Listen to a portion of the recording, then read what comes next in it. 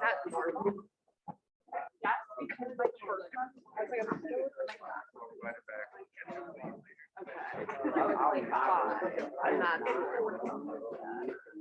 like that's what it says. Get me out.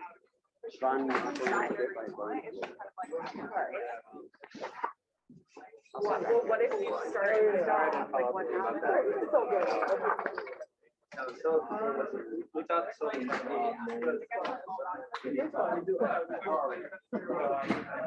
the minimum? Like is there a minimum? Like not even like she's like yeah, which I guess.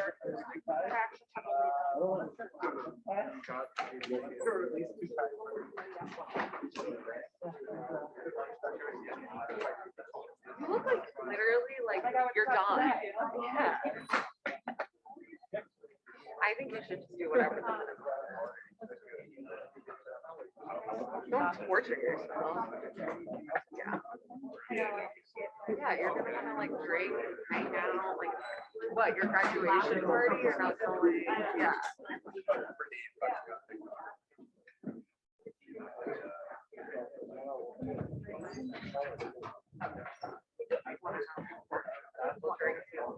No, just don't like get blackout. Yeah. Yeah. What's that?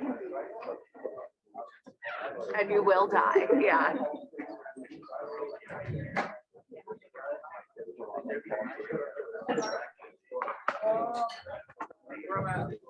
Okay, folks. I'm not even going to ask who's not in a group yet, because if you're not in a group, you kind of know what to do by now. You know, you make sure you're on the orphan list, make sure you reach out to people. And if you truly get desperate, email me saying, I've been in the orphan group for 2 weeks, I've not been adopted. And I'll try to see if I can find groups to attach you to. But I'm going to ask the follow-up question.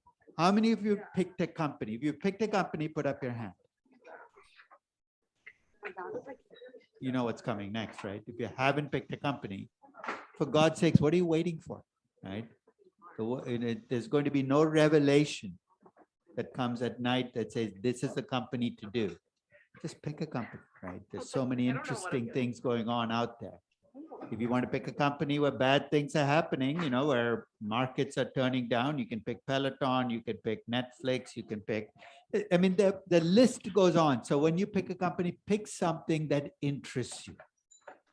Okay? Something that you always had questions about, not because those are the companies where as you do the valuation, maybe other questions will get answered. So today we're going to talk about risk-free rates. And if you're in my corporate finance class, you kind of get the sense of what I'm going to do. So, but we're going to dig deep. And by the end of today's session, I hope that everything I know about risk-free rates is going to be laid out there, that you develop your own framework of thinking what a risk-free rate is. So let's start off the session with that the start of the class that's built around risk-free rates. So let's assume you're valuing a Brazilian company in nominal, that you have a choice of valuing a company in nominal Brazilian reais or US dollars. The risk-free rate in Brazilian reais is 7.5%. The risk-free rate in US dollars is 2.5%. In which currency will you get a higher value for the company? Okay, so you can value the company in reais or dollars. The real risk-free rate is 7.5%. The dollar risk-free rate is 2.5%. In which currency will you get a higher value for your company? Will it be in US dollars because it'll give you lower discount rates? Will it be in Brazilian reais because I don't know what inflation is higher? Or should it not matter what currency you value the company? Anybody want to try? Yeah. I think it should not matter because the risk-free rate is high, the inflation might also be high. Okay. In fact, let's face it, we want it not to matter, right? Because otherwise we're in big trouble. Can you imagine valuing companies in 3 currencies and sending out 3 different recommendations, buy, sell, or hold, depending on the currency you're doing it in? So one of the things we're going to talk about today is why it doesn't matter, because at first sight, it seems like it should, right? Higher discount rates, that's bad, should be lower value. We'll see why that's not true. What if you're choosing between valuing a company in nominal terms or real terms? In real terms, you ignore inflation entirely when you do your cash flows. So your cash flows are going to be lower. There, which one will, which one will give you the higher value? If you do things in nominal terms or real terms, so there again, should it not matter?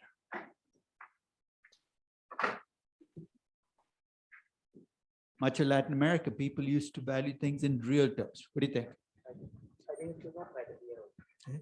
I think, in a sense, as you answer those questions, you got to ask, why does it not matter? If the rates are different, why? And I think you've already stated the key reason. We're going to come back and drill down those, which is inflation is the stranger in the room. So when you bring in a fresh currency, the inflation that you bring in will be very different. If you're consistent, the key word is consistent, it shouldn't matter. That said, though, let's talk about some things about risk-free rates and interest rates that are bothering people right now. The T-bond rate right now is at about 1.7, 1.8%. In fact, for the last decade, T-bond rates have been at levels that we haven't seen in a century. The last decade had the lowest T-bond rates of any decade in the last century. And if you ask most investors and most people who show up on CNBC claiming to be experts in interest rates, you know who they claim has kept rates low, right? The Fed did. It has become the excuse that every portfolio manager, why rates low? Because the Fed did it. The Federal Reserve has kept rates low, and across the world, central banks have been blamed or credited for keeping rates low by doing what? By using their rate setting mechanism, which, as we'll see, is actually very limited. And secondly, by going out and doing quantitative easing, which is just a fancy word for they've been buying bonds in the bond market and keeping rates low.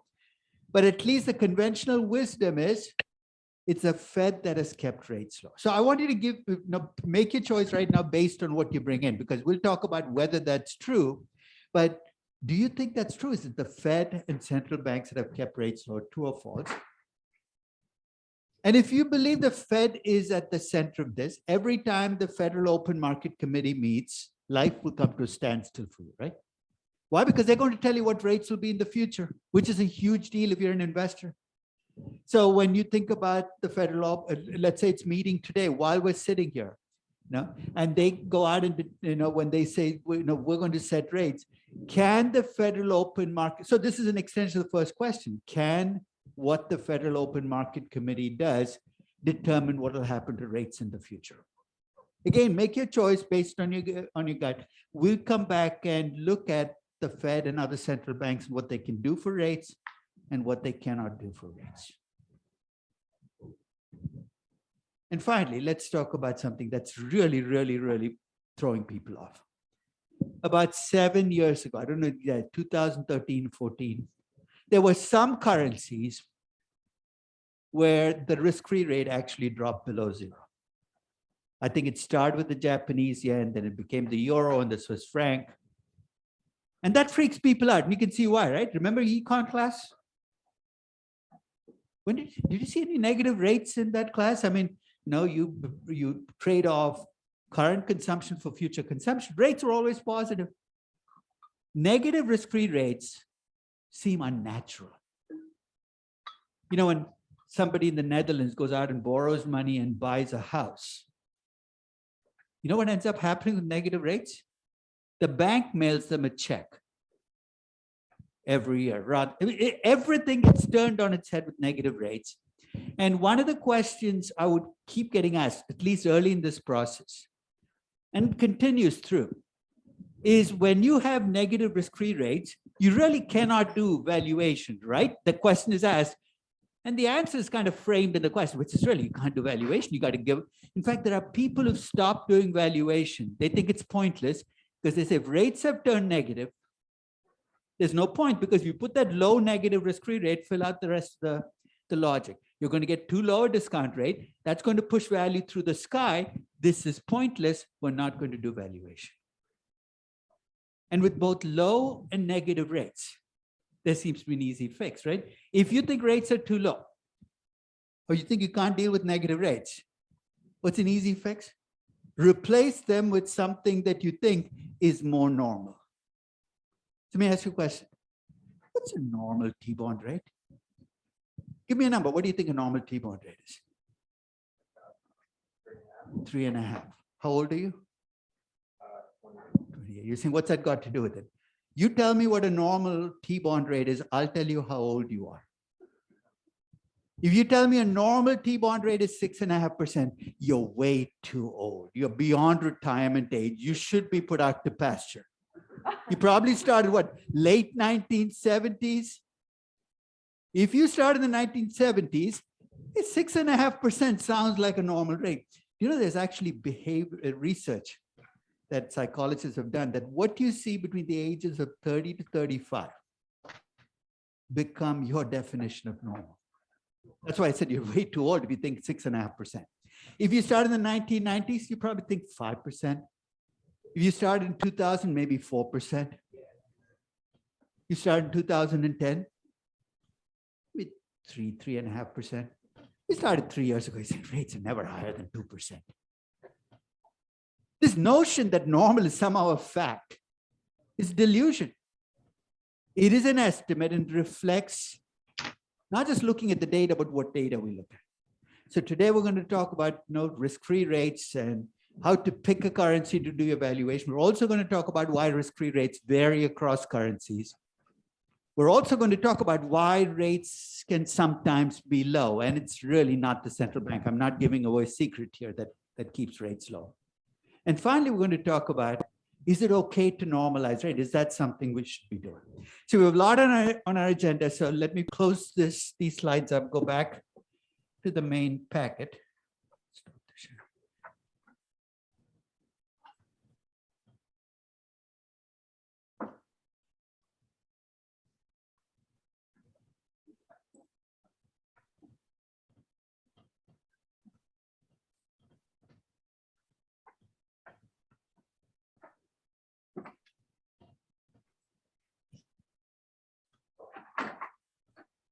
Okay, so I left you with this page. I said, in a discounted cash flow valuation, the discount rate carries the burden of conveying risk in your, whatever worries you have about risk. So I want to start off today with something a little more basic, which is, where does all this risk come from? What are we talking about when we talk about risk? One of the things I suggest people do when they sit down to value companies, I said, make a list of everything that you're uncertain about. And guess what? After you made that list, what do you realize? You're uncertain about everything. There are no certainties in valuation, even for mature companies. And here's what I'd like you to do next. After you've made that list, I'd like you to put that list into buckets. So what buckets? Let's start with the first way to categorize risk. Is it estimation uncertainty or economic uncertainty? Let me draw the distinction. If it's estimation uncertainty, you can reduce it, mitigate it, maybe even make it go away by collecting more data, doing more analysis. So as an example, if you're valuing Peloton, one of the things you might be uncertain about is how big is the fitness market today? And if you collect enough data, you visit enough places, maybe you can get a better estimate. That's estimation uncertainty. You can make it go away, or at least reduce it by doing more. And then there's economic uncertainty. Economic uncertainty comes from things that you can't make go away. For instance, one of the things that might affect how much value you put to Peloton is what percentage of people who used to go to gyms but went back to exercising at home because of COVID are going to go back to gyms. No amount of data is going to answer that question because it's real uncertainty. It's not as if you don't do your research. You can have an opinion on it, but you can't make it go away. Estimation uncertainty versus economic uncertainty. And I'm going to have some really bad news for you. 80% of the uncertainty you face in valuation is economic uncertainty. You know what that means, right? Often when you value a company, you feel uncomfortable. So maybe if I collect more data, do more research, I'll feel more comfortable.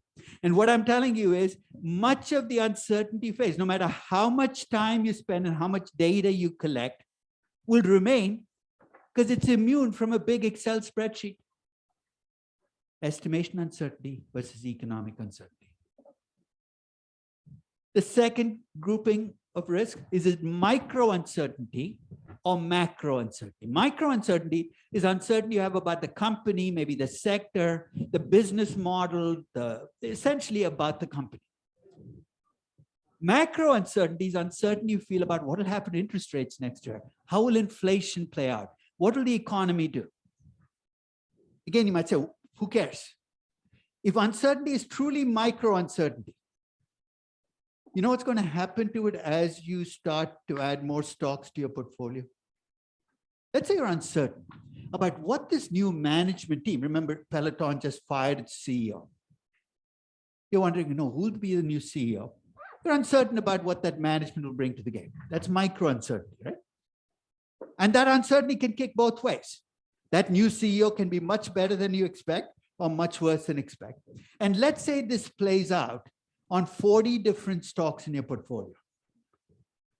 Across your portfolio, what's going to happen to micro uncertainty? Because it's company specific, it's going to average out. This is not magic. It's a law of large numbers. In a portfolio, micro uncertainty tends to disappear. And that's a huge insight because it means that if you're a diversified investor looking at a company and valuing it, the only risk you should show in your discount rate is the macro uncertainty, because that uncertainty is not going to go away. You can be as diversified as you want, but if interest rates go to 4%, your portfolio is going to feel the pain. So when we talk about what risk do I show in my discount rate, I'm going to ask you, how diversified are you? And if you're diversified, I'm going to focus only on my macro uncertainty, not the micro uncertainty. That's going to be a huge deal in what we bring into discount rates. And finally, you can divide uncertainty up into continuous uncertainty and discrete uncertainty. Let me explain the contrast. If you have continuous uncertainty, you're faced up to this uncertainty every minute of every day. I'll give you an example. You have a US company that gets 40% of its revenues in euros. Every minute of every day, the exchange rate moves. Each time the exchange rate moves, your earnings are affected, your cash flows are affected, your values are affected. That's continuous uncertainty. In contrast, let's say a US company with revenues in Cambodia. I don't even know what the Cambodian currency is, but let's say it's a fixed exchange rate. You know what a fixed exchange rate is? There's no trade, there's a rate that's set for you. Your earnings in that currency, you're going to have no risk, because the exchange rate is not moving until the day there is a big devaluation or revaluation, and there's a big correction. That is discrete uncertainty. Events that happen infrequently and potentially could have catastrophic consequences. You're saying, who cares? Finance, as we know it, does a very good job dealing with continuous uncertainty. I can tell you how to hedge it, how to manage it, how to bring it into discount rates. In fact, every risk and return model in finance is designed to capture continuous uncertainty. But it doesn't do a good job capturing discrete uncertainty. Here are the risks you cannot show in your discount rate. If you're a company with a lot of debt and you have negative earnings, you worry about bankruptcy. It's very difficult to show the risk of bankruptcy in a discount rate. You're a company in a market in Venezuela, the government might nationalize you. That's discrete risk, right? It's very difficult to show that in your discount rate. We'll talk about what to do about those risks, but let's be open about the fact that there are risks out there which are big, discrete risks that you can't factor in. If you're valuing a hotel company, what's a big discrete risk that from this day on, at least you should be bringing into your valuation? In 2019, I wouldn't have blamed you for ignoring the risk. But in 2022, if you're sitting down to value Marriott or Airbnb, you better be bringing in the expectation that there might be another pandemic in the future. Because the pieces are in place, right? We had a pandemic that was global because we all travel all over the place. It's not like it was 1970 or 80 where you could keep it isolated. This will happen again. And while I can't blame you for not seeing it in 2019, at this point, if you don't bring it in, you're going to have trouble in your valuation. Try this out for whatever company you pick. And that's why I keep nagging you about picking a company, because you can try this with a real company. Start thinking, what am I most uncertain about? And put it into buckets. And then the follow-up is very simple. You'll have 50 line items. I'm going to say only 7 of those items are going to show up in your discount rate. Not all risk counts. Because some risks you will see averaged out in your portfolio, so we'll ignore them. And some risks you'll just pass through. And that then raises an interesting follow-up question. When you value a company, should you look at the risk in that company through your own eyes, which you say, that's the obvious thing to do, it's my money? Or should you be looking at the risk in that company through the people who are actually setting prices? Remember, you're a price taker. You and I don't determine or don't affect Apple's stock price by trading. The investors who are most likely to affect prices are called marginal investors. Talked about them in corporate finance. They own a lot of stock in the company and they trade the stock. And if you look at risk through their eyes, you're going to see a very different perspective, right? What Fidelity or State Street or BlackRock sees as risk in a company. And this sounds strange, but when you're valuing a company, you have to look at the risk through the eyes of the marginal investors in the company. And that's where the diversification story becomes a big part of how we think about risk. The marginal investors in most publicly traded companies, remember, they have to own a lot of stock and trade it, are not going to be individuals. They're going to be institutions, mutual funds, pension funds, and they will tend to be diversified. We're laying the groundwork for almost every risk and return model in finance thinks about risk. And don't get intimidated by the equation. Every risk and return model in finance, you'll see 2 common characteristics. One is they all start with the risk-free rate as a base. And the second is they measure the risk in an investment as the risk you cannot diversify away. We'll talk about what to do when that assumption breaks down, but that's the underlying assumption. So you're saying, why are there multiple models then? Because the way you measure that risk you cannot diversify away varies across models. Let's start with the oldest and still the most widely used risk and return model in finance, the capital asset pricing model.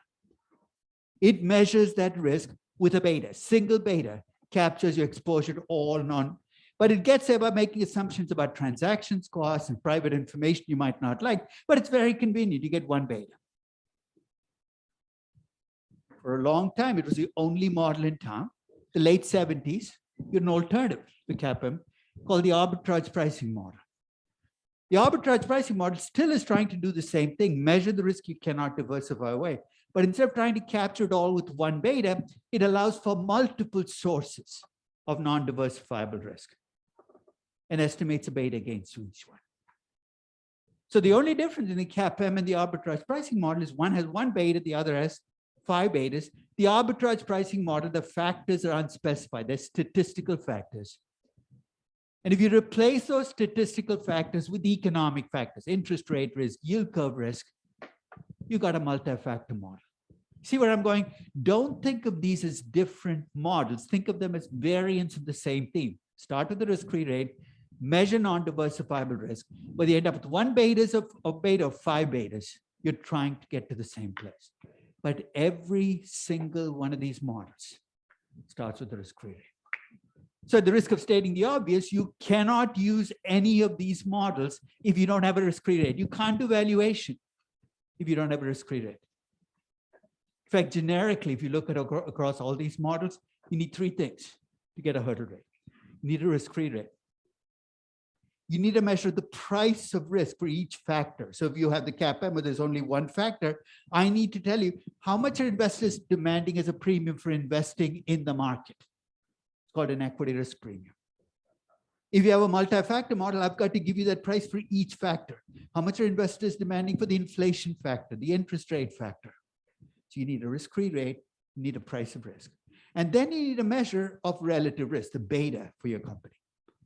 So we've got our task laid out for us. Let's start with what should be the simplest of those inputs, which is the risk-free rate.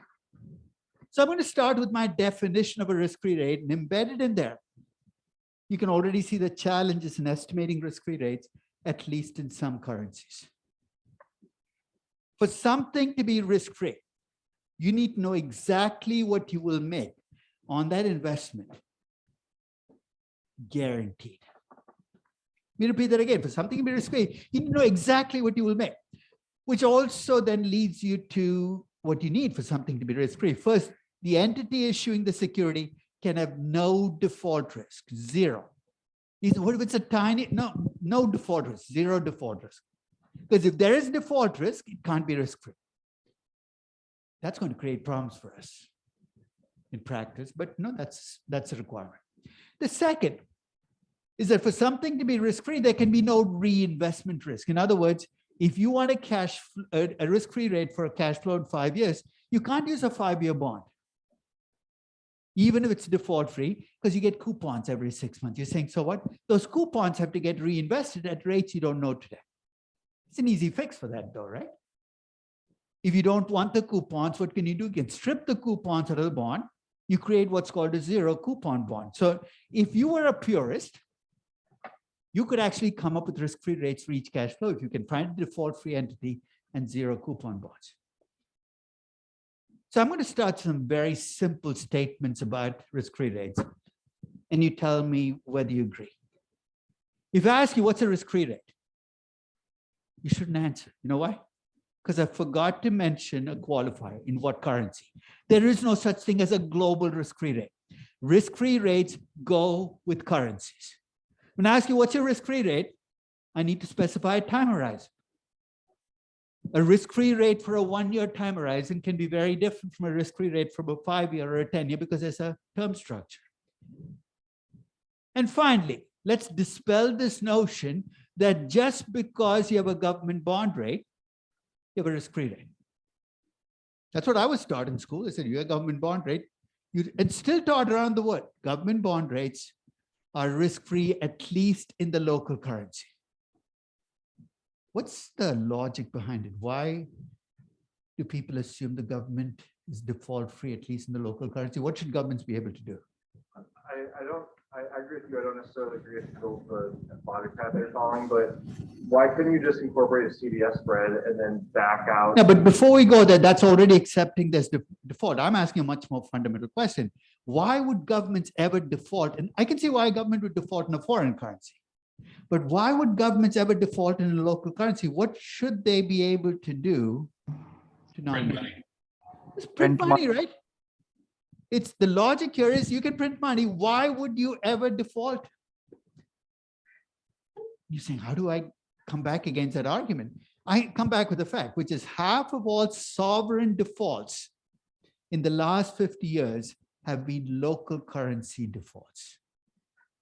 The Russian government in the late 90s defaulted on its ruble bonds and actually paid off its dollar bonds. Tells you something about what the Russian government thinks about Russians who buy its own domestic currency bonds, but that's a different story. But governments do default in the local currency bond. Why would they do it? Because when you print currency, it's true. You avoid default, but what do you expose yourself to? Let's say you print off all the money you need to pay off your bonds. You have no default, but what have you exposed yourself to? Currency depreciation. You've debased your currency. You get inflation. So you're given a choice. Do you want to default or do you want to debase your currency?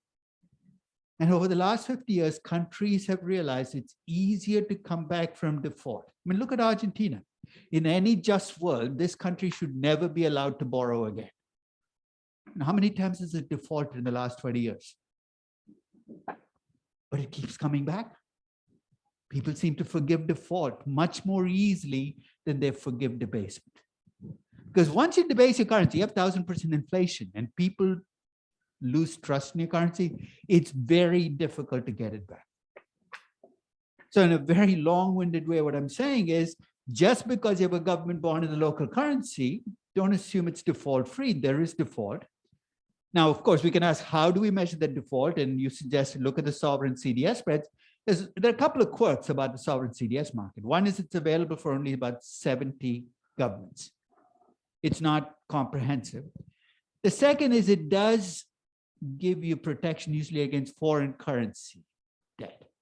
Nobody goes to the sovereign CDS market and buys protection when the Brazilian government borrows in reals. Usually the protection is against a US dollar bond issued by the Brazilian government. Kind of, I mean, take it for what it's worth, but that's what the sovereign CDS market is usually designed for: investors buying bonds issued by emerging markets in a foreign currency. But it's true, we do have a market-based estimate of what that default spread is. Let's see if we can use it somewhere in this process. So what I'd like to do now is take you through a series of questions or tests about risk-free rates. And by the time we get through I think there are 6 tests, hopefully every aspect of risk-free rates we can clean up. Let's start with the first one. You're valuing a company in US dollars.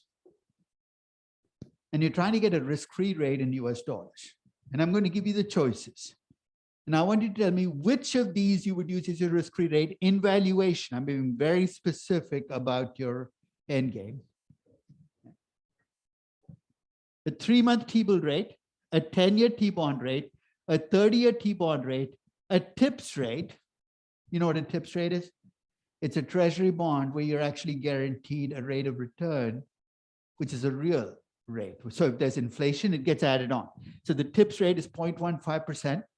And you get 3% inflation, you get 3.15%. If there's 1%, you get 1.15%. Or maybe none of the above. First, why did I give you the assignment of your valuing company? What is it about valuation that frames the answer? How many years of cash flows do you estimate your company will have in a typical valuation? If you just look at the numbers, it looks like 3-year, 5-year, 10-year, but that's a lie, right? Because what happens at the end of 10 years? You get a terminal value, which effectively assumes, in fact, a typical valuation, your cash flows last forever. Forever might be too difficult a concept to get your mind around, but a really, really long time. You know why that matters?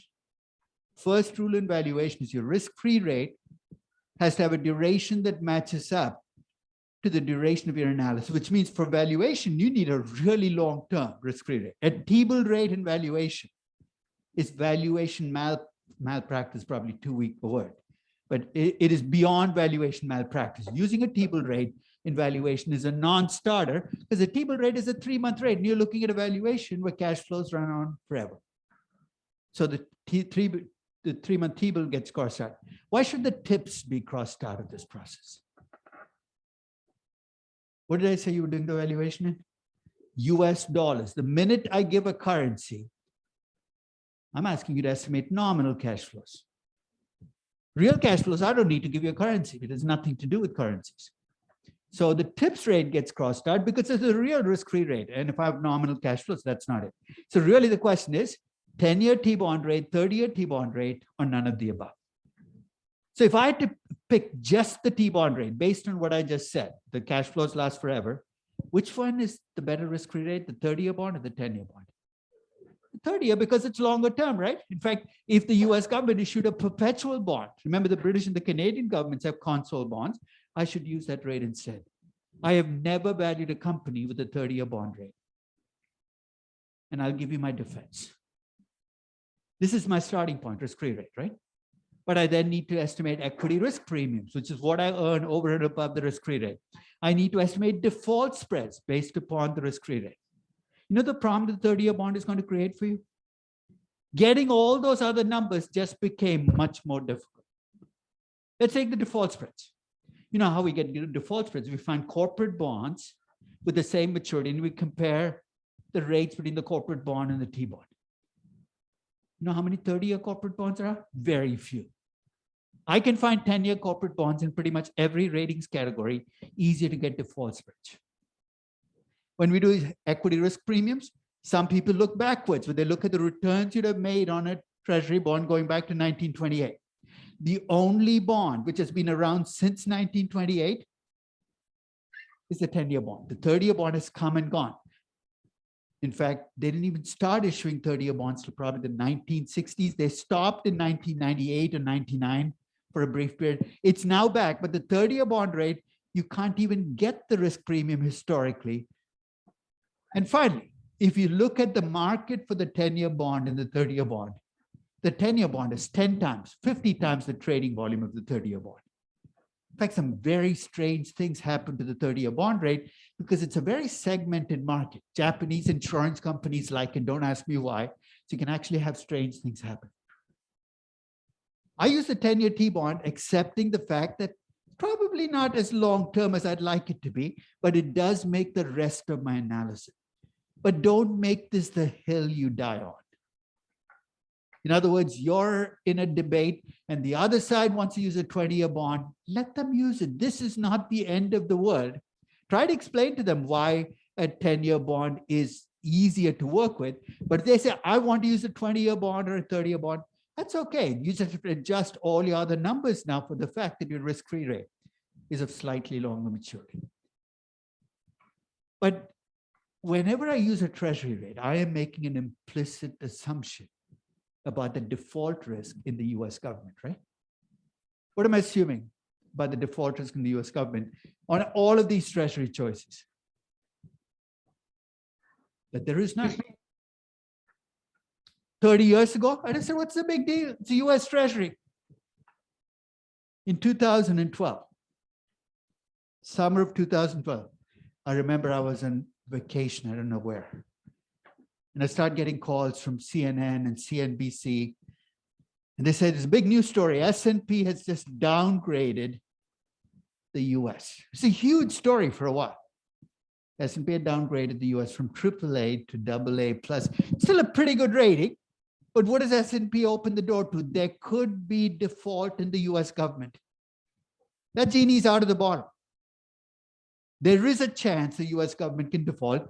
I'm willing to ignore it for the moment, but if that default became front and center, we'll have to do something because the US Treasury rate would then no longer be a risk-free rate because it'd be default risk in it. So for the moment, I'm still using the T-bond rate, but I'm not stuck with it. There could be things that cause me to say, okay, maybe I need to adjust that rate for default risk. Let's move to a second example. How many people plan to value European companies in euros? Okay, who are you valuing? Which is what country? Oh, NL, okay. So it's Italian energy company, right? So in the euro valuation, you need a euro risk-free rate. I'm going to show you what the government bond rates in euros look like. And you're going to find out that you have a problem. Here's what the problem is. There are a dozen European governments which issue 10-year bonds in euros, right there. And the rates are all different. So here's my question.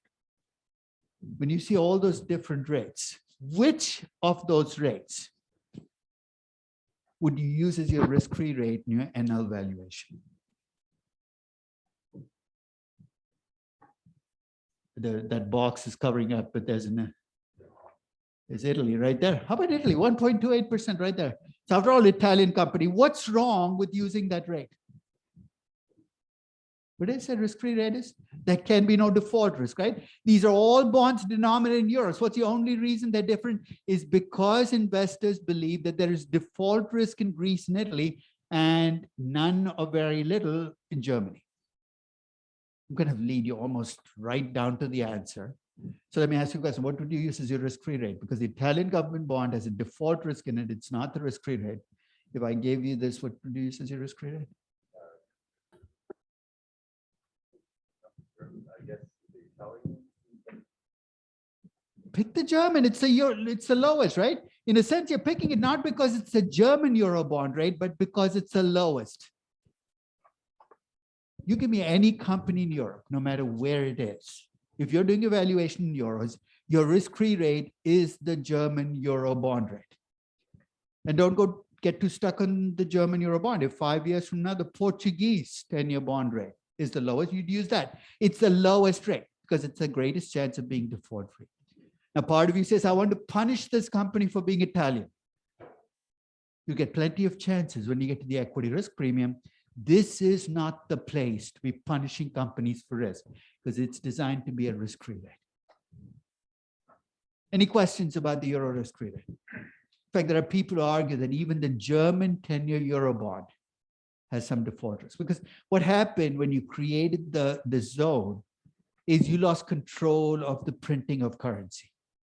There's actually a 10-year ECB, European Central Bank bond. That rate is almost exactly the German euro bond rate. But if you are really a purist and say, I don't want to use any of those rates, go to the ECB 10-year bond rate, that is going to become your risk-free rate in euros.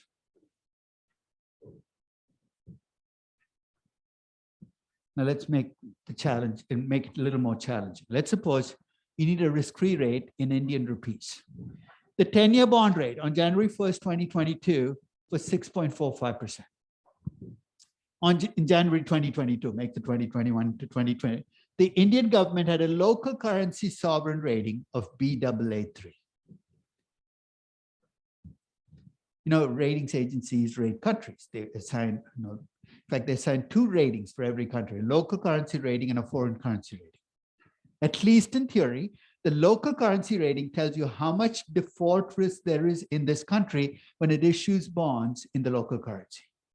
You know what I'd love to see there? A AAA rating, because then I'd have used the 6.45% as my risk-free rate and moved on. But it's Baa3, not a horrifically bad rating, but that Baa3 rated bond in early 22 had a default spread of 1.87%.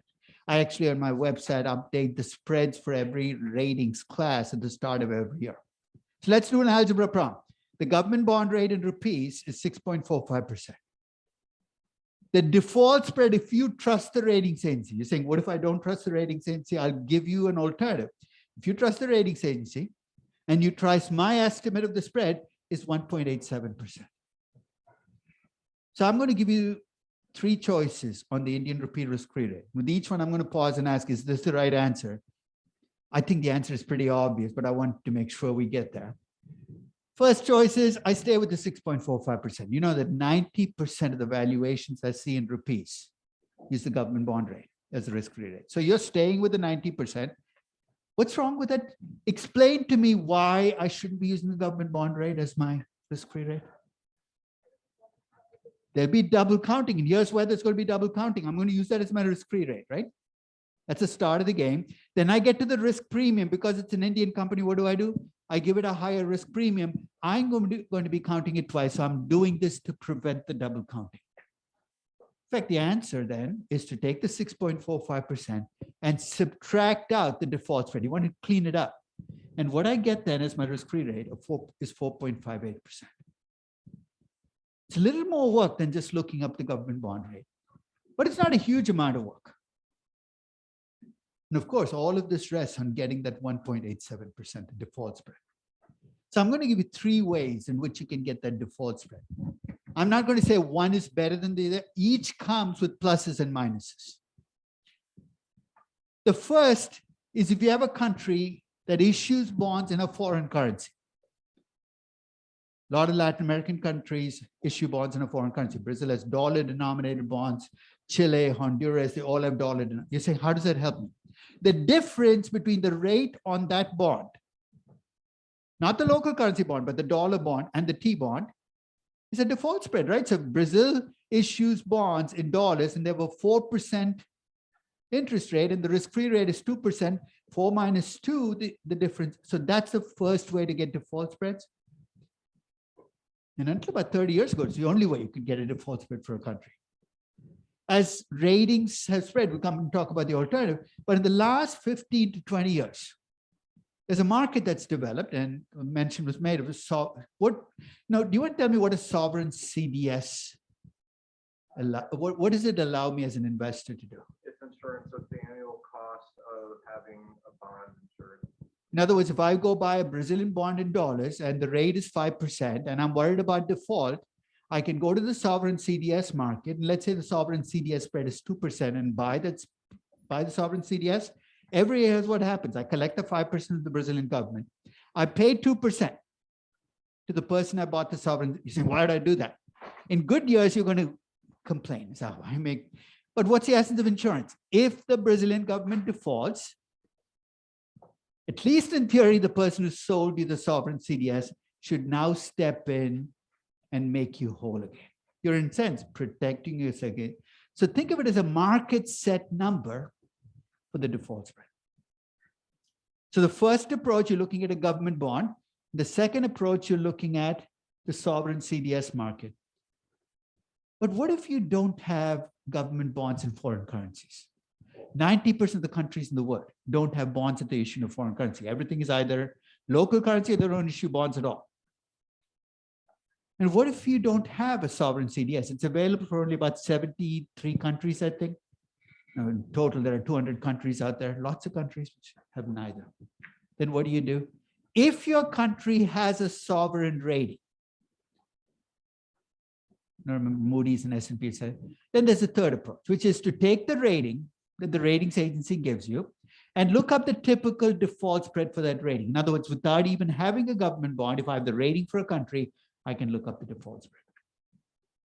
3 different ways of getting default spreads. Let's see how each of them plays out at the start of 2022. I'm going to pick the Brazilian real as my currency that I want to get a risk-free rate. So the start of 2022, the 10-year Brazilian real. So this is the local currency bond issued by the Brazilian government, had a 10.31% rate. So that is the government bond rate in reals. So my task is laid out for me, right? I have to figure out how much of that 10.31% is for default risk. So here's my first try. At the start of 2022, a Brazilian 10-year bond had a rate of 3.70%. That was the dollar-denominated bond. The interest rate on the bond was 3.70%. The T-bond rate at the start of 2022, that's why it's always 1.51%. So in fact, I've taken 7 countries which have dollar-denominated bonds, taken the US T-bond rate. Difference is my measure of the default spread, 2.19%. So if I believe or trust the government bond market and the rates there, the default spread for Brazil is 2.19%. So that's the first approach. Brazil also has sovereign CDS spreads. Let's see what that looks like. The CDS spread for Brazil was 2.91% at the start of 2022. But there's one thing about the CDS market that's a little troubling. There isn't a single country in the world with a 0 CDS spread. So if the CDS market is right, there isn't a single country in the world that has no default risk. Or maybe the CDS market has some frictions that prevent any country from ever having a 0.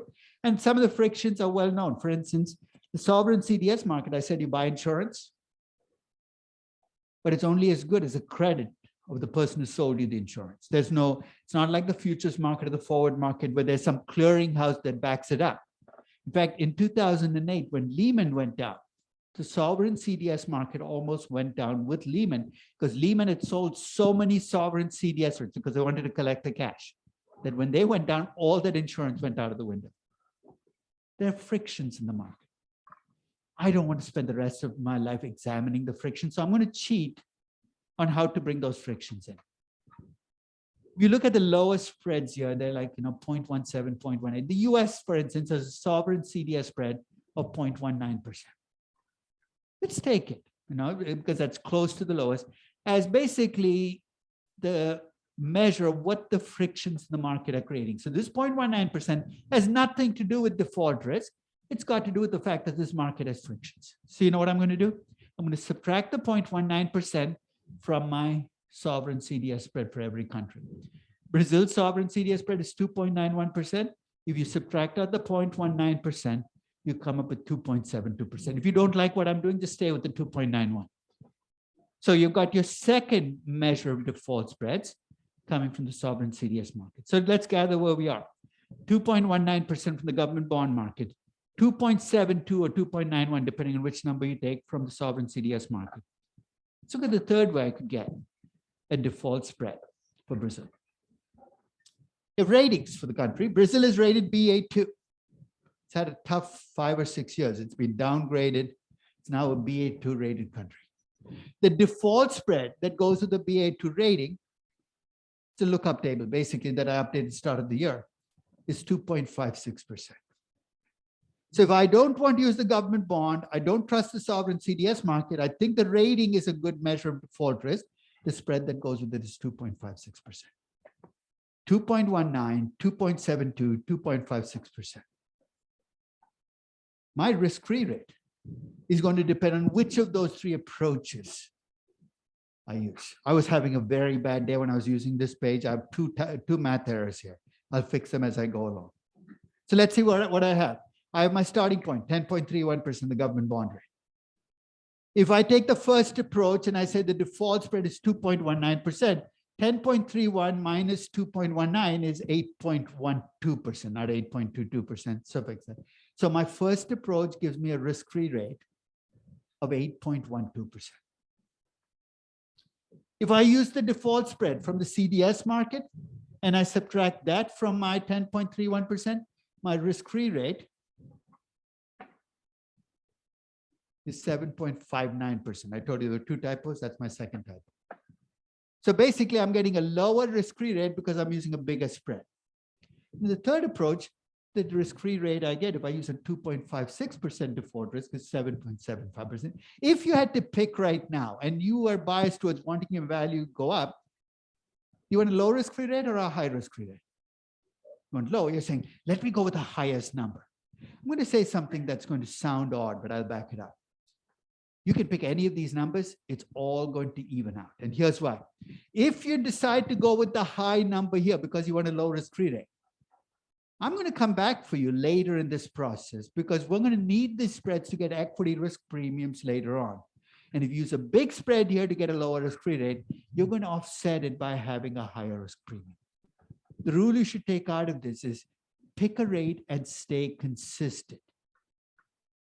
But I'll tell you in qualitative terms what the pluses and minuses of each one are. The nice thing about the ratings-based approach is you can get it for 160 countries. It's easy. Go to the Moody's website, look up the rating, look up the spread. But it is based on the presumption that ratings agencies do a good job assessing sovereign ratings. And people have different degrees of trust in ratings agencies, especially over the last decade. Now, there are all these stories about ratings agencies' bias. I think ratings agencies do a reasonable job, but they're late to the party. Takes them a while to make corrections. I'll give you an example. Greece started to slide into a crisis at the start of 2009. The ratings agencies didn't lower the ratings for Greece until 2010, late in 2010. Right now you're seeing, the Turkey having a crisis, the Ukraine having a crisis.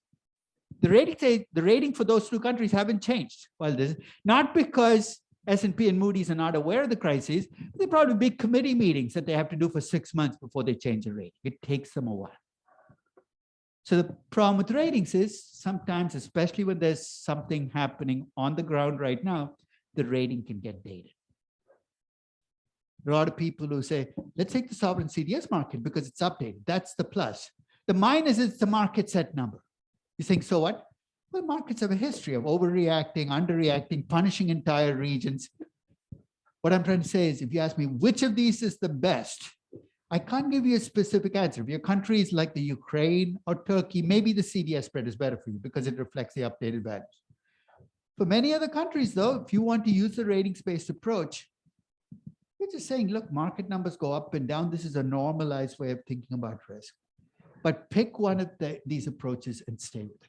Any questions about how to get a risk-free rate then? You see how this will then become a pathway if the US ever became a less than AAA rated country? What would we need to do to get a risk-free rate in US dollars? We need to start with the T-bond rate, come up with a default spread for a AA rated country or a single A rated country and reduce it. So that's something, it's a technique you can use no matter what happens out there in the world, which will allow you to get risk-free rates in currencies. Let's now talk about doing your analysis in real terms.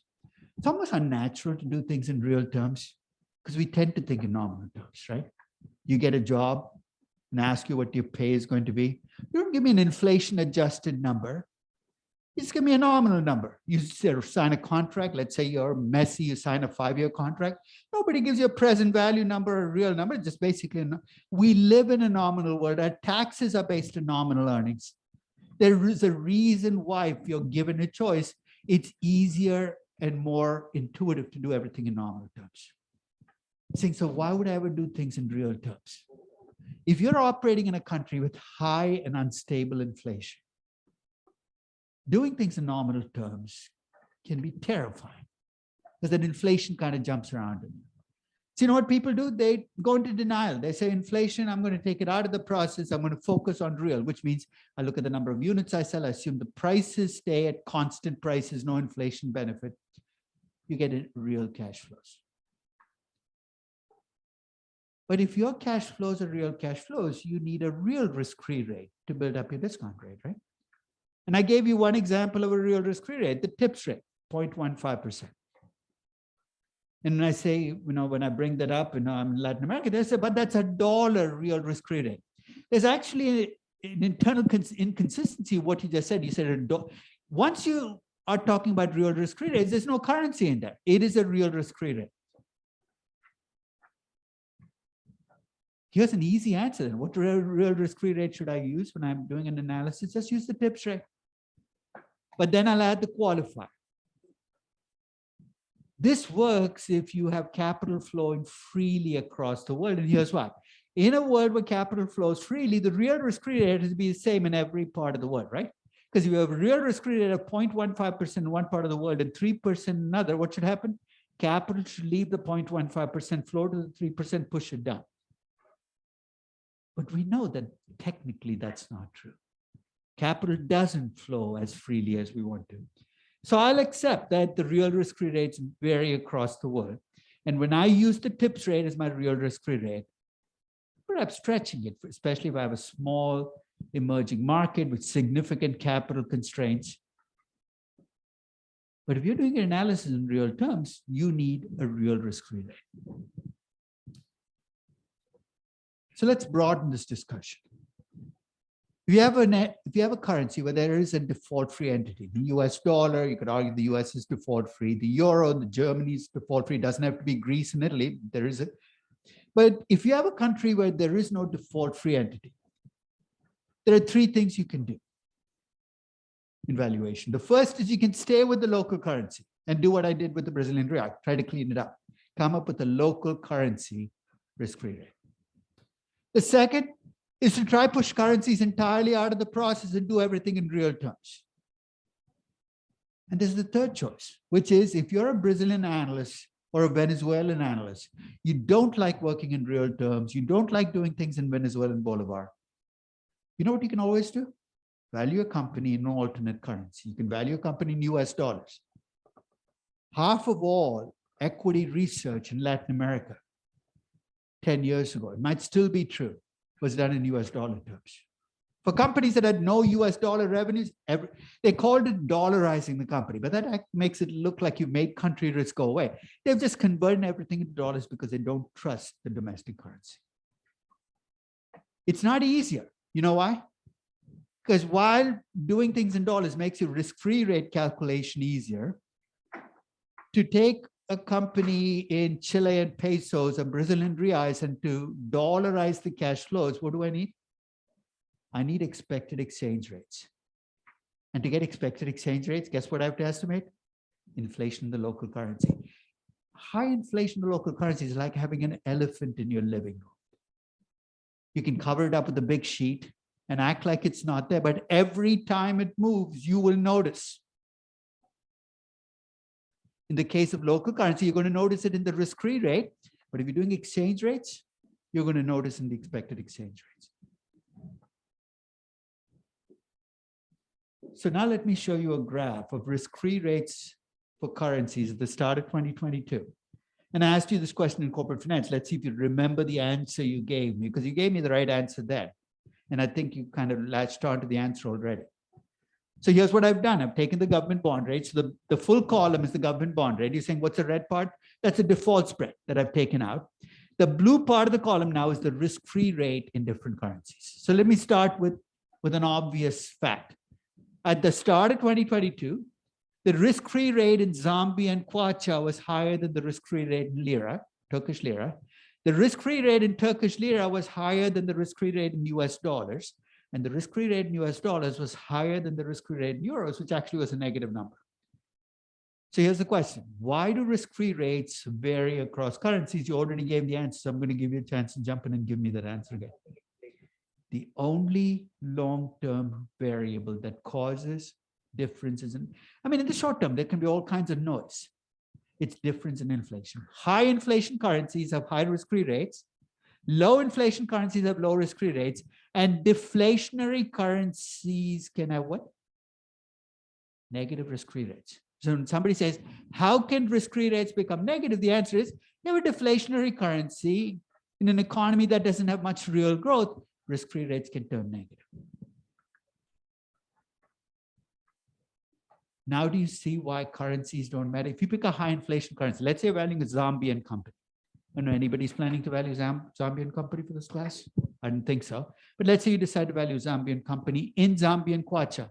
What are your discount rates going to look like? If you start with a 23 or 25% risk-free rate and build up, your discount rates are going to be 35, 40%, right? That's terrible. But your cash flows are also going to grow at a hefty rate, right? Even if it's a mature company. Why? Because you got that tailwind of 25% inflation. High inflation, your cash flows, high inflation, your discount rate. If you take that same company and value it in US dollars, you'll have a much lower discount rate. But guess what? All your growth rates will also now have to be in US dollars. It'll average out. The key in currencies is to be consistent. Now, the other thing to remember about risk-free rates is they can change dramatically over a short period. I remember when I was teaching this class in 2020, when we started the semester, on January, February, I think it was February 1st, the 10-year T-bond rate was about 1.7%. 2 weeks later, the 10-year T-bond rate was 0.7%. Saying, what the heck happened? COVID happened. The global economy got shut down. We went into a crisis. The T-bond rate dropped from 1.7 to 0.7%. This freaks some people out. They say, look, it keeps moving on me. It's a moving target. Get used to it. Your risk-free rates will change over the course of the semester. And again, we're at a cusp where by May, when you're doing your final valuation of your company, the T-bond rate could be 4%. If all hell breaks loose, or it could stay at 2%. Risk-free rates are different across currencies. They vary across time.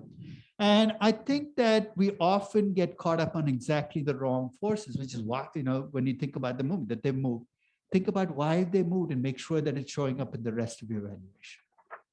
Now, staying on the theme that inflation is the bogeyman that causes difference in risk-free rates, it actually gives us an opening to come up with risk-free rates in currencies when there is no government bond rate. Remember that chart I showed you with 35 currencies? There were only 35 currencies on that chart. You know how I picked the 35? Those are the 35 currencies where I was able to find a 10-year government bond in the local currency. There are 150 currencies around the world. You're saying, what about the other 115? In those currencies, there are no government bonds. The government borrows by borrowing from a bank, or there are no government bonds that are traded. In fact, even among the 35 government bonds that I showed you, some of those government bonds, I wouldn't trust further than I can throw them. There are markets which are very lightly traded. So if you have a country where there is either no government bond or you don't trust the rate. In fact, I remember 2 years ago, there was a Venezuelan 10-year government bond where the Venezuelan government told us the rate was only 9.5%. This was when inflation was 5,000%. There is no way that anybody's buying that bond in the 9.5% rate. But if you don't have a government bond or you don't trust the government bond, here's a very simple trick you can use to get a risk-free rate in any currency. Start with a currency where you feel at least the market has delivered a number to you. Let's take the US. I think the T-bond remains the most heavily traded, most liquid. You might not like the rate, but it's set by demand and supply. Let's say the rate, the T-bond is 2%. And let's say you want to estimate the risk-free rate in Egyptian pounds. There are no 10-year government bonds in Egyptian pounds. But let's say the inflation rate in Egypt is 15% and the inflation rate in the US is 1.5%. If you want a quick and dirty answer to what's a risk-free rate in Egyptian pounds, here's what you do. You take the 2% dollar risk-free rate, you take the differential inflation, 13.5%, you add those two numbers up, you come up with a risk-free rate of 15.5% in Egyptian pounds, reflecting that. Why quick and dirty? Because technically you should be compounding. The numbers pile on each other, which means that the true risk-free rate is 1 plus the US dollar risk-free rate. And then you have the inflation in Egypt. So it gives you that it's very close, right? 15.57%. So if you're in a hurry, just stay with the 15.5%. You're close enough to the right answer.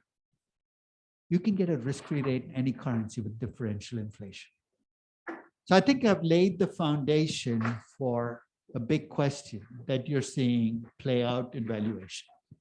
January 1st, 2022, the T-bond rate was 1.51%.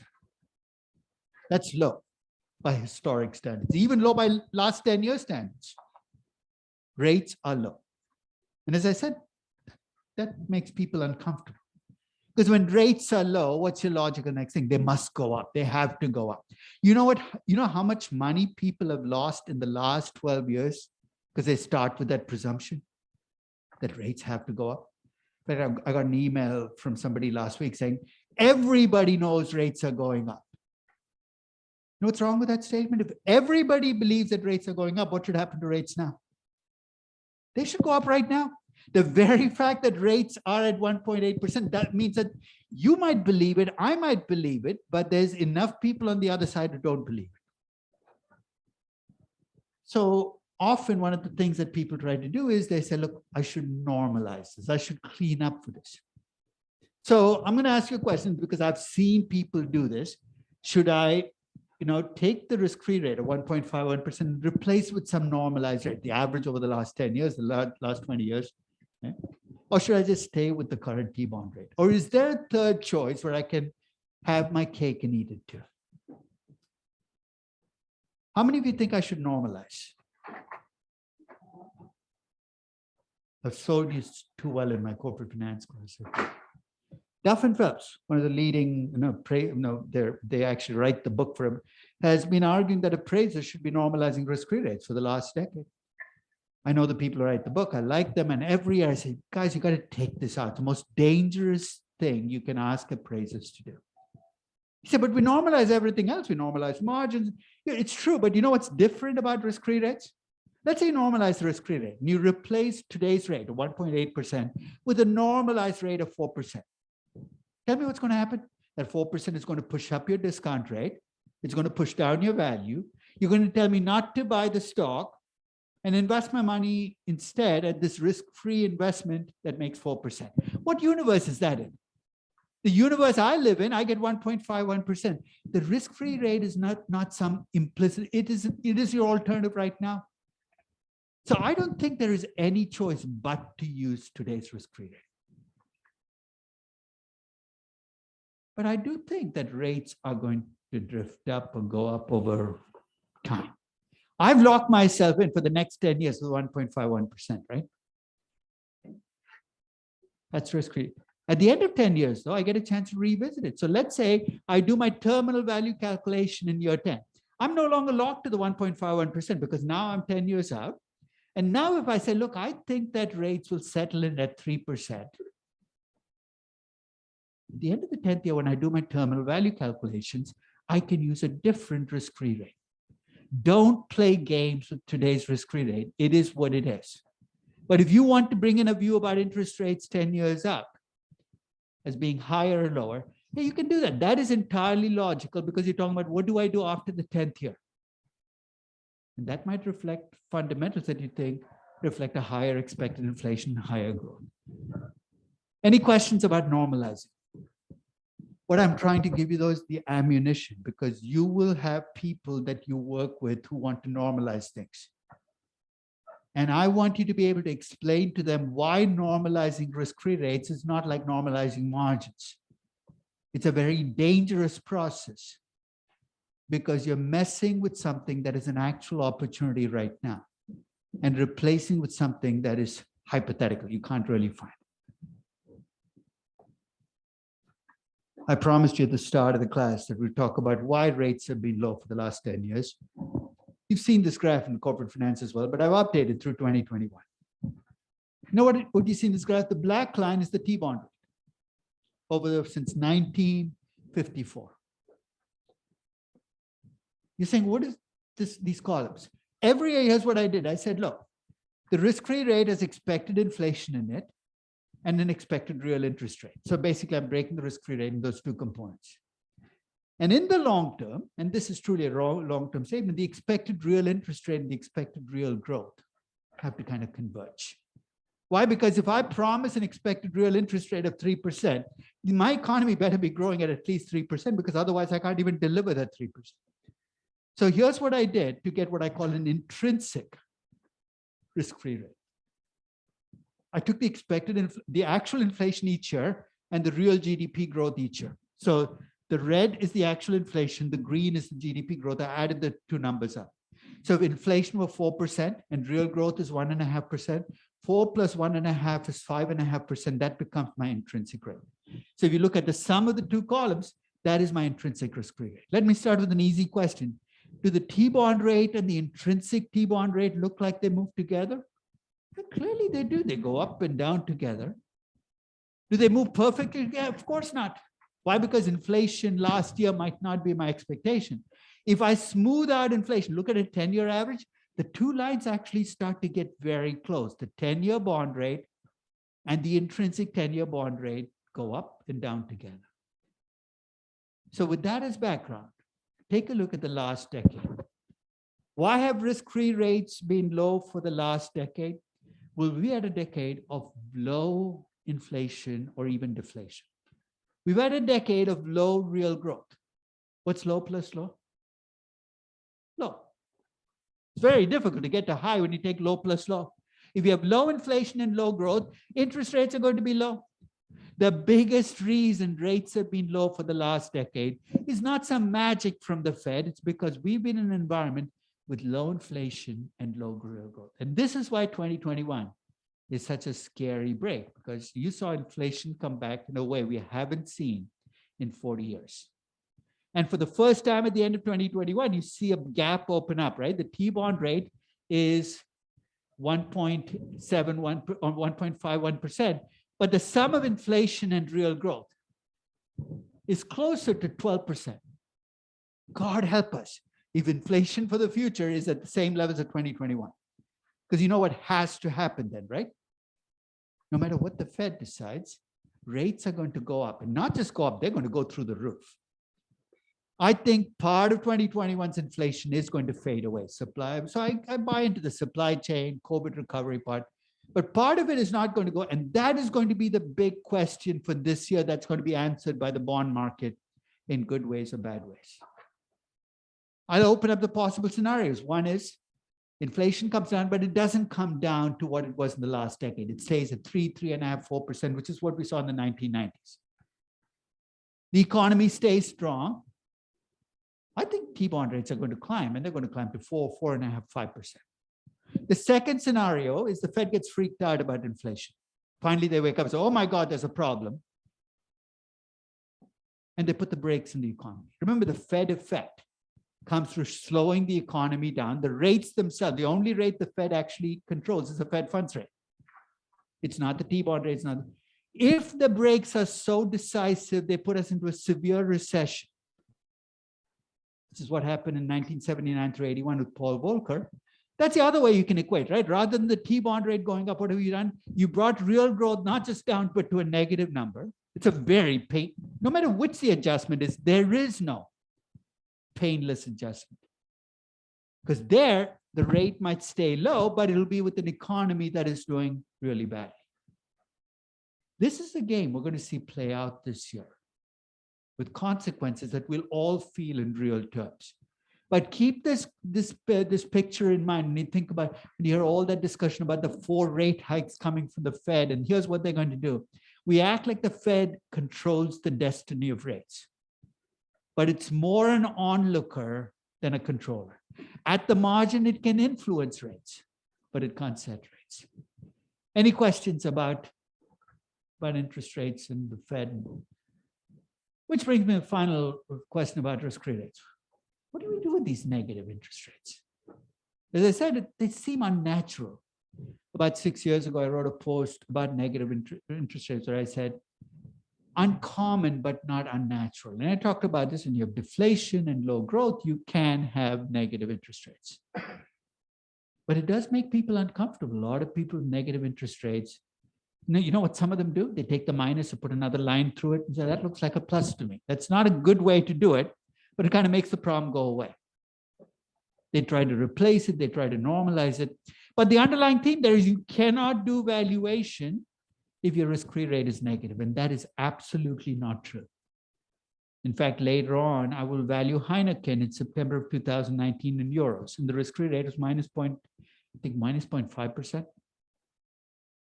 Not perfectly okay. In fact, I found it overvalued, not undervalued, with those low risk-free rates.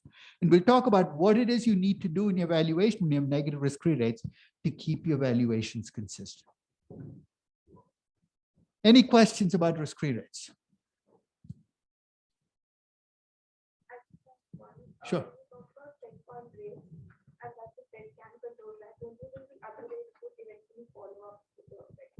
First, what's the Fed funds rate? What duration is it? Who gets to borrow on its basis? It's an overnight rate for banks borrowing through the Fed window. First, it's a really short-term rate. So if there's any effect, it's more likely to be at the short end of the cycle. Second, why do other rates say they're demand and supply? So why, as a bond buyer or a T-bill buyer, would rates change when the Fed acts? Because you see signals in what the Fed does. Signals of what? And let's face it, the Fed does have access to real economic data. They collect data at every district at levels that none of us. You're saying they must be seeing something that we don't. Right? So when they raise rates, they must be seeing inflation being high. So in a sense, there are signals that you send to the market that the market then puts into rates. For that to happen, though, the Fed has to be viewed as credible. If the Fed just changes rates and you just find that for some point that these guys have no idea what they're doing. I mean, in Turkey, for instance, you've seen what happens when a central bank essentially acts and people look at what it is and say, this has nothing to do with fundamentals or what you've learned about the economy. It's because somebody from up above says you need to lower rates because for whatever reason, the Turkish government seems to believe in this delusion that it's high interest rates that cause inflation. They've got the causation completely screwed up. So you know what their solution to high inflation is, right? They lower rates. And if you lower rates, inflation goes up even, they lower it even more. This game can't end well because it's the Turkish bank rate that's being lowered, but the rest of the rates are soaring through the roof because the signaling is gone. You got to be very careful as a central bank not to lose that credibility. The Japanese central bank lost it 30 years ago. Nobody cares what the Japanese central bank does anymore. Central banks live on borrowed time. They live on perception. You don't want to mess with that perception. Because if you lose, I mean, its power comes from the perception it has power. You got to be very careful to nurture that delusion. Because maybe illusion is a better word, that illusion, because if you lose that illusion, then you've essentially lost all control over the process. Let's talk a little bit about equity risk premium. So I know we're only 4 minutes, but let me at least set the table. So you got the risk-free rate. The second big number you need is a price for risk in the equity market. I'll tell you the way in which people have estimated it and still do in most places. They look backwards. Why? Because it's very difficult to look at the stock market. So what are people expecting to make as a premium in the future? So you fall back on history and you say, what have people made in the past? And that's a fairly easy question to answer, especially in a market like the US where you have long historical data. In this table, I've given you my historical risk premiums for the US, which I've computed by taking returns on US stocks minus returns on US treasuries.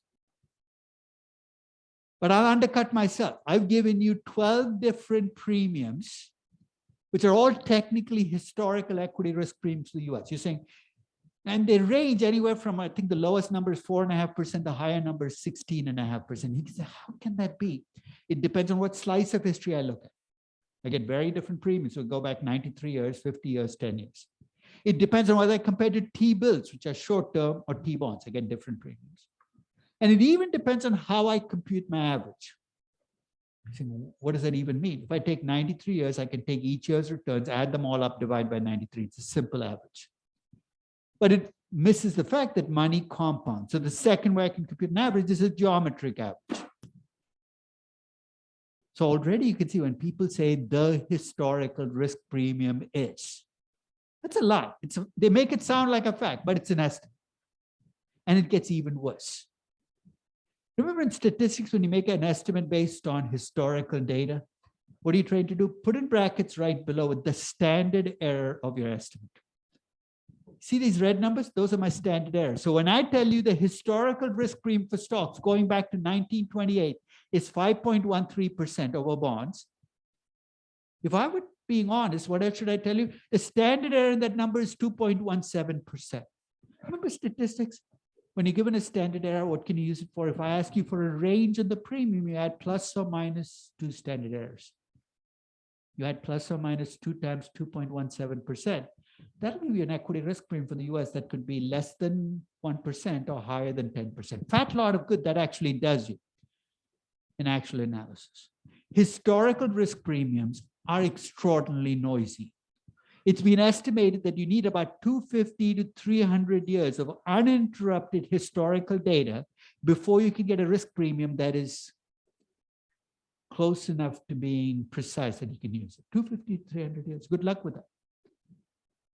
But you have a second problem, especially with all this focus on the US, because this is where we have the longest historical data. Many European markets actually have breaks during the Second World War where trading was stopped. The US goes back. And there's a problem with focusing in the US because the best performing market of the 20th century was the US equity market. We've taken the most successful equity market of the 20th century. We're estimating an equity risk premium from that market and assuming we could keep making it. You see the problem with that?